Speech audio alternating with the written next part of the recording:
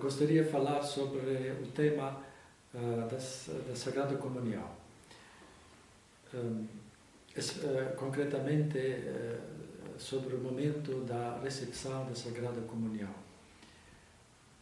Eu me sentia impelido de escrever um livrinho melhor, pequeno, sobre este tema, porque eu cresci na clandestinidade soviética e fui educado por sacerdotes mártires, confessores, e quando minha família deixou a União Soviética, eu tinha 12 anos, e quando nós despedimos-nos do nosso pároco, que era um mártir confessor, ele nos disse: quando vocês chegam na Alemanha, sejam atentos, não andam nas igrejas onde se dá a Sagrada Comunhão na mão.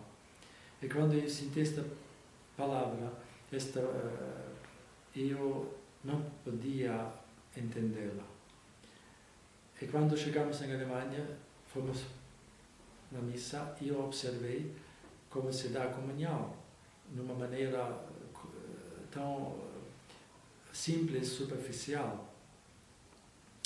E quando nos tornamos em casa, eu disse à minha mãe: mas, mamãe, isto era como a distribuição de biscoitos na escola. Eu disse isso com toda a minha inocência infantil. E depois nós andamos em outras igrejas, é a mesma situação. E quando nos tornamos em casa, minha mãe começou a chorar e disse: eu não posso entender como se pode receber nosso Senhor Jesus Cristo, que é presente com toda a majestade divina sua, nesta comunhão, nesta Sagrada Hóstia, de uma maneira assim superficial. E começou a chorar. Isto me tocou tão profundamente, estas cenas, desde 12 anos de idade, que nunca me deixou na minha vida. E nunca, também como sacerdote e bispo, não posso entender até hoje como se pode receber nosso Senhor Jesus Cristo, nosso divino Senhor Jesus Cristo, de uma maneira assim pobre de gestos de adoração, de veneração. E assim eu me sentia na consciência obrigado de falar sobre isso. Eu tive a impressão que se cala, que não se fala sobre isso, quase como um tema tabu na igreja. E observei, depois da minha saída da União Soviética, vivendo 30 anos no Ocidente, como se divulga esta maneira de distribuição da comunhão com todas as regras de moda, com todas as regras de uma estratégia global. E assim chegou o tempo de falar sobre isso. Eu recebi tantas testemunhas e reações do meu livro, que foi publicado já em 15 línguas e agora foi também publicado no Brasil, na editora Laboni, na edição brasileira. No ano passado já foi publicado no Portugal, da edição portuguesa, agora foi publicado algumas semanas atrás, no Brasil mesmo. Eu recebi tantas testemunhas de pessoas especialmente simples que agradeceram que se fala sobre isso. Até um católico japonês que se converteu do budismo me escreveu que ficou tão agradecido, que não pensava que um bispo ainda na igreja podia defender a comunhão na boca de joelhos, que foi acostumado com os bispos onde ele vive, que somente divulgavam a comunhão na mão. E me citou até o Concílio de Trento, de Vaticano II, em latim, em japonês. E me disse: Senhor Bispo, eu quero dizer ao Senhor que não tenha medo de falar sobre este tema e não se deixe intimidar. un bello esempio di un laico. Un outro leigo americano dos Estados Unidos me escreveu, ele pertencia a um grupo protestante que tinha o costume de receber a comunhão, como eles não diziam comunhão, mas ceia do Senhor, de joelhos em boca, embora que para eles era somente um símbolo, mas diante de um símbolo eles se sentiam impelidos de ajoelhar-se. E quando ele se tornou católico, na paróquia dele, ele é proibido de receber Nosso Senhor Eucarístico de joelhos. Então não é um absurdo, como protestante ele podia ajoelhar-se diante de um símbolo, como católico é proibido de ajoelhar-se diante da presença real de Nosso Senhor.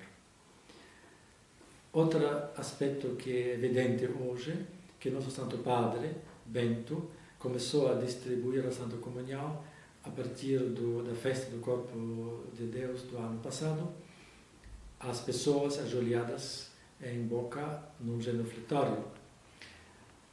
E isso faz não somente em Roma, mas em todos os países onde o Santo Padre visita e vai.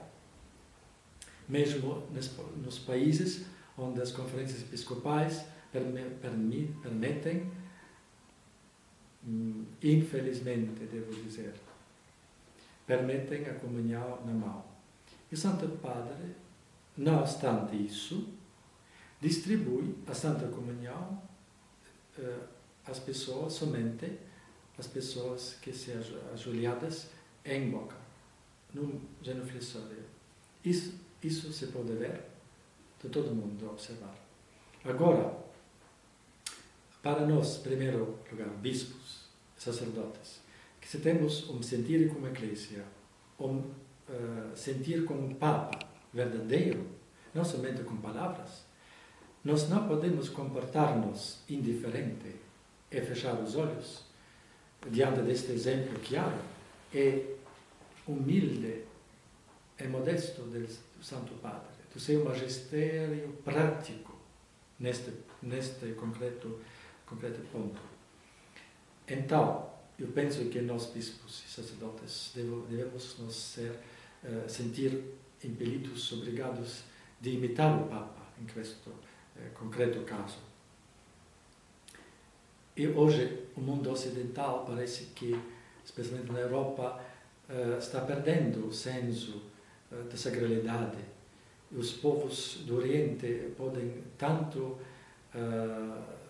nos ensinar de recuperar este senso, sensibilidade do sacral, da sacralidade, que é um dos fundamentos de toda a religião. Então, a Igreja de hoje tem a missão profética,